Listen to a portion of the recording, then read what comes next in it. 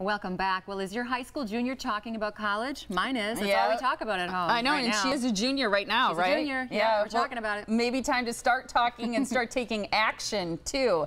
College Counselor Christina Craig is an industry expert and has some tips specifically for high school juniors. We're focusing on them, but this is great information. I think if you've got a freshman, a sophomore, you just want to start thinking about it. Great to meet you. Yeah, nice to meet you guys, too. So wonderful. Nice to have you here. We've talked a lot about the financial part of it on our show, how paying for it, which is stressful. Yes. But I like your topic today because it's the other things outside of paying for it. So let's talk first about the 5 things that you think high school juniors need to be doing right now to really be prepared for college. Sure. Well, the first thing is really to educate yourself on the entire application process. What is involved? What's required? What are colleges really considering as the most important?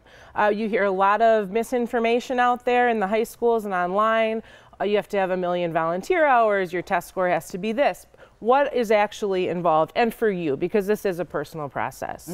Then also, you should start preparing your college list now. If you're a junior, this is the prime time. Time is of the essence to really conduct a comprehensive search. Look at all kinds of schools because you need to find places that are the right match for you.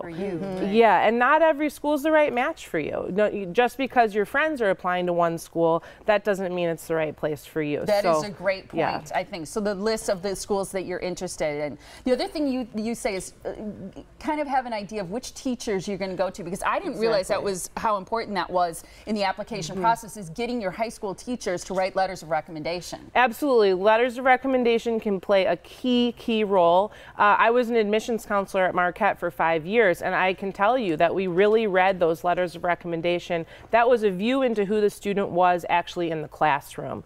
Grades can tell you a lot, but they can't tell you who was that person in the classroom. Did they contribute? Things like that. Right. So, well, let's talk about what goes on the application and what's most important. You got the GPA, and ACT score, that's important, and activities. I heard too that activities play a big part in the application process, especially, let me know if this is true or not. No, yeah, sure.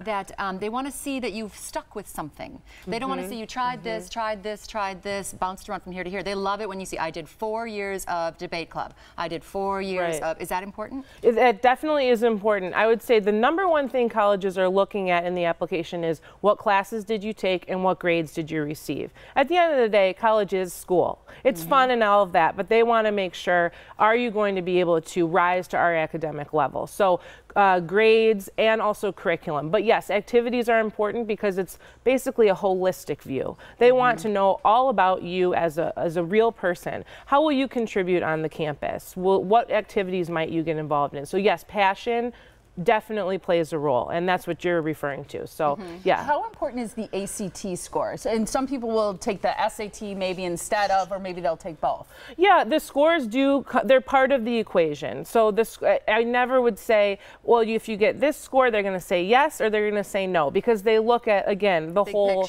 big picture. But yes, the scores absolutely can play a role, and they can play a role in terms of scholarship. Not to get too much into that, but they can play a role in terms of scholarship awards that you could receive from the school. I think those kids really stress out. I know that my daughter stresses out over that ACT score. And how many times should you take the ACT? And should you get a tutor for the test?